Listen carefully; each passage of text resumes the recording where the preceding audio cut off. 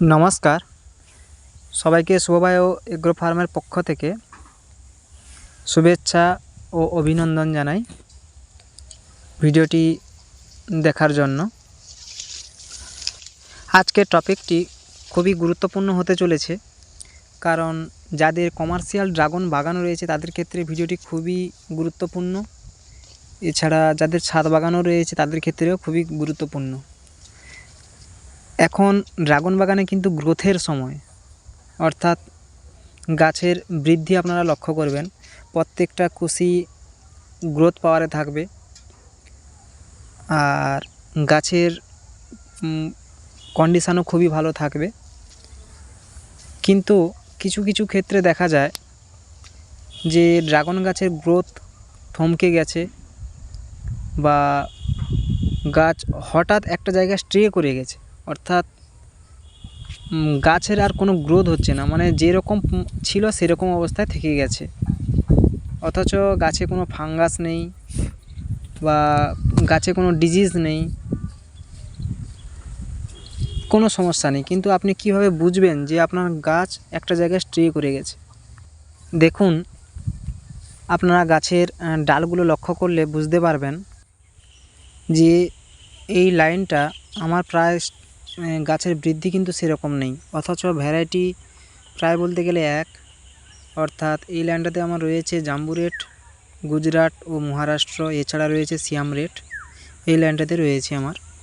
অন্যান্য লাইনে কিন্তু গ্রোথ চোখে পড়ার মতো, অর্থাৎ অন্যান্য লাইনের যেমন ডালগুলো যেন ভালোই বৃদ্ধি হয়ে গেছে, কিন্তু এই লাইনটা দেখুন পুরো একদম আমার স্ট্রে করে গেছে, অর্থাৎ দেখুন গাছের আগাগুলো থেমে গেছে।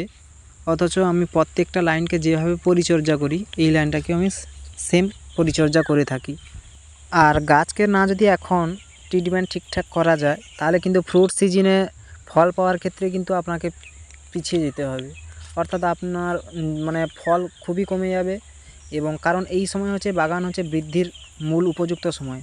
একটা লাইন দেখাচ্ছি, দেখুন বন্ধুরা, এই লাইনটাতে গ্রোথ দেখুন কত সুন্দর। প্রত্যেকটা দেখুন গাছের কুশি প্রায় 1 হাত 2 হাত চলে গেছে। আমি কিছুদিন আগে দেখিয়েছিলাম, মাঝখানে আগে, যে গাছে প্রুনিং করবেন কীভাবে বা ডাল ছাঁটাই করবেন কীভাবে, আপনাদের দেখিয়েছিলাম যেই ভিডিওতে। সেটাতে তখন কুশি ছিল প্রায় 1 চাখুর মতো ছিল, অর্থাৎ 6 ইঞ্চি মতো ছিল। কিন্তু এখন প্রত্যেকটা ডাল কিন্তু প্রায় 2 ফিট থেকে 2.5 ফিট, কোনোটা 3 ফিট পর্যন্ত চলে গেছে বা 4 ফিটও এরকম কিছু কিছু চলে গেছে। এটা হচ্ছে গাছের বৃদ্ধি বন্ধুরা। হ্যাঁ, এটা অ্যাকচুয়ালি জাম্বু রেড এবং তাইওয়ান পিঙ্ক ও সিয়ান পিঙ্ক ভ্যারাইটি নিয়ে এই লাইনটা আমার শুরু। এছাড়া কিছু রয়েছে সিয়াম রেডও রয়েছে অল্প সংখ্যক, মানে এই লাইনটাতে। দেখুন গাছের প্রত্যেকটা গ্রোথ দেখুন, চোখে পড়ার মতো গ্রোথ। অথচ আমি কিছু গাছ যদি সুস্থ থাকে এবং সব দিক থেকে যদি ঠিক থাকে আপনার পরিচর্যা, তাহলে কিন্তু গাছের কুশিগুলো বা ডালগুলো কিন্তু এরকম বৃদ্ধি পেতে থাকবে বন্ধুরা।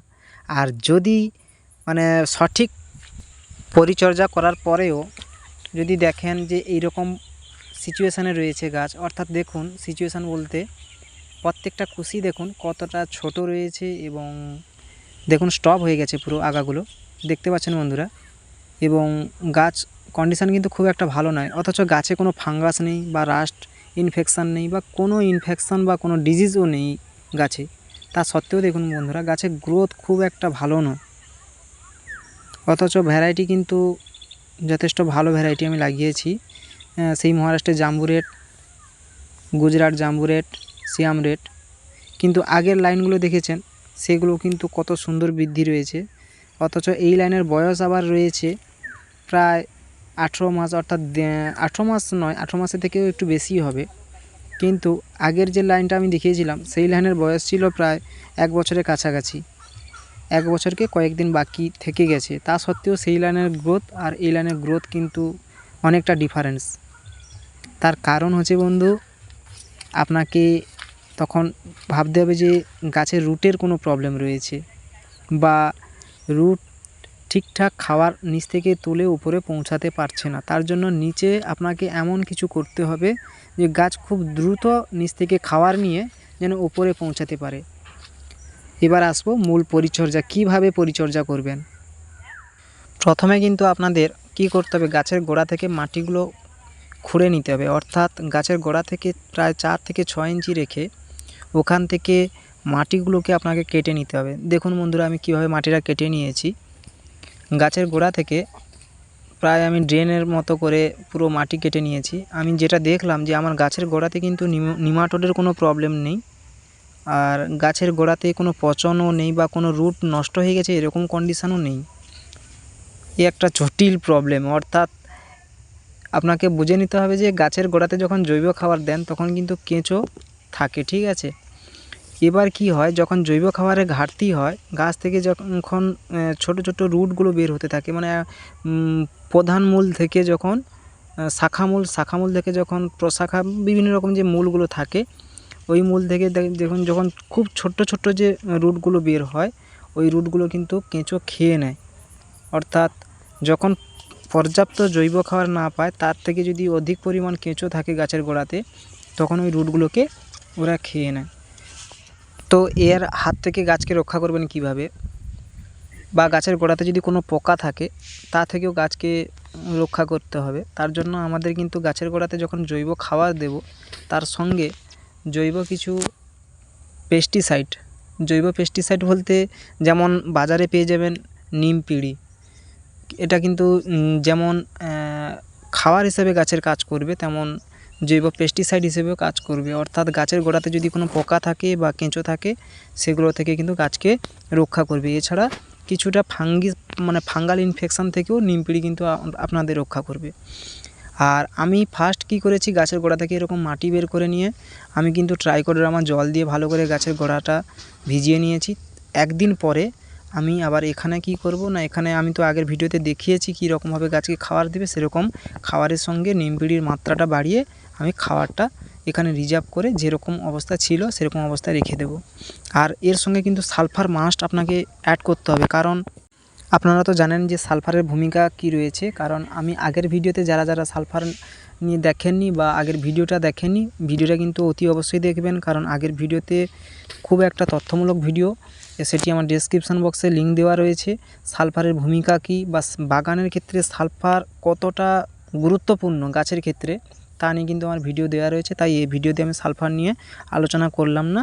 আর সালফার তো জানেন যে সালফার কন্ট্যাক্ট ফাঙ্গিসাইড হিসেবেও কাজ করবে, এবং গাছের গোড়াতে যদি সেরকম কোনো ক্ষতিকারক ব্যাকটেরিয়া থাকে সেটাও নষ্ট হয়ে যাবে। তাই সালফারটা অবশ্যই খাবারের সঙ্গে অ্যাড করবেন, এবং খাবারের সঙ্গে কীভাবে অ্যাড করে দিতে হয় আমি কিন্তু আপনাদের দেখিয়েছি আগের ভিডিওতে।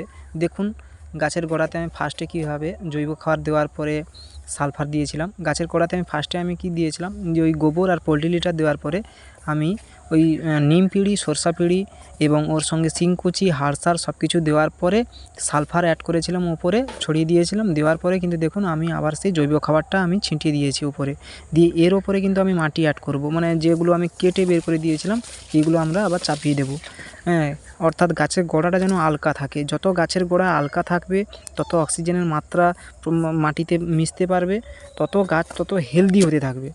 জানেন তো, অক্সিজেন যত নিচে আপনি মাটিতে প্রবেশ করাতে পারবেন, তত আপনার গাছ কিন্তু বৃদ্ধি পেতে থাকবে, অর্থাৎ ক্যানোপি খুব অ্যাগ্রেসিভ হবে। অর্থাৎ সবার থেকে দেখবেন যে আপনার গাছের গ্রোথ, ক্যানোপি এবং গাছের ক্লোরোফিলের মাত্রা কিন্তু বেশি থাকবে এইভাবে খাবার দিলে। আপনি একবার প্রত্যেক বছর যেরকম খাবার দেন, এবছর এইরকম করে খাবারটা দিন, দেখতে পাবেন গাছের গ্রোথ কীরকম থাকে, চোখে পড়ার মতো থাকবে, এবং গাছের ফলের সাইজও বাড়তে থাকবে। আপনারা সবাই জানেন যে জাম্বুরের 300-400 হয়, ওটা কিন্তু অটোমেটিকলি 500 চলে যাবে। আর গাছের গোড়াতে হাড় খাবার দেওয়ার সঙ্গে সঙ্গে কিন্তু কিছুটা মাইক্রোনিউট্রিয়েন্ট আপনারা দেওয়ার চেষ্টা করবেন। আমি কিন্তু দানাদার আকারে এই মাইক্রোনিউট্রিয়েন্টটা দিয়ে থাকি। যদি কেউ নামটা জানতে চান তো আমার কমেন্ট বক্সে মেসেজ করবেন, আমি জানিয়ে দেবো নামটা, ঠিক আছে। দিয়ে আমি দেখুন খাবারের সঙ্গে অ্যাড করে নিয়েছি। দিয়ে এটা এখানে কিন্তু রয়েছে বিভিন্ন রকমের গুঁড়ো রয়েছে, অর্থাৎ নিম পিড়ি, সরষা পিড়ি, বাদাম, গঞ্জা ফল, সবগুলো ফলকে একত্রিত করে আমি গুঁড়ো করে নিয়েছিলাম। আর গাছে এরকমভাবে আমি খাবার দিই বলে আমার গাছের গ্রোথ কিন্তু এরকম থাকে। আমি বছরে হাড় খাবার কিন্তু এরকম 3 বার মতো দিয়ে থাকি। এর সঙ্গে আমি শিংকুচি, হাড় সার এগুলো আমি অ্যাড করি। এরকম জৈব খাবার দিলে কিন্তু গাছের গ্রোথ আপনার রাসায়নিক সারে যারা বাগান করে তাদেরকেও হারিয়ে দেবে, অর্থাৎ তাদের থেকেও আপনার গাছ এগিয়ে যাবে। কারণ ফাঙ্গাস ফাঙ্গাল ইনফেকশান যত কম থাকবে বাগান, তত দেখবেন গাছের গ্রোথ খুব সুন্দর হতে থাকবে। আর শীতকালীন অবস্থায় তো কীভাবে ফাঙ্গাস থেকে বাগানকে দূরে রাখবেন বা বিভিন্ন রকম ডিজিজ থেকে গাছকে কীভাবে রক্ষা করবেন, আমি তো নিয়ে আমি অনেক ভিডিও দিয়েছি। তাই পুরো শীতকাল কীভাবে বাগানকে পরিচর্যা করতে হবে, ফাঙ্গাসের হাত থেকে রক্ষা করতে হবে, তা নিয়ে আমার ভিডিও দেওয়া রয়েছে। যারা যারা দেখেননি তারা ডেসক্রিপশান বক্সে লিঙ্ক দেওয়া রয়েছে, দেখে নেবেন। আর আজকের ভিডিওটি আর বাড়ালাম না, এই পর্যন্ত। আর যারা যারা আমার মাধ্যমে চারা নিতে চাইছেন, ওপরে দেওয়া কন্ট্যাক্ট নাম্বারে যোগাযোগ করতে পারেন। আর যেখান থেকে চারা নিন না কেন, সঠিক জাতটা সংগ্রহ করবেন। জাত যদি না সঠিক হয় তো আপনার কপাল খুব খারাপ, ড্রাগন বাগান করাও খুবই লস হবে।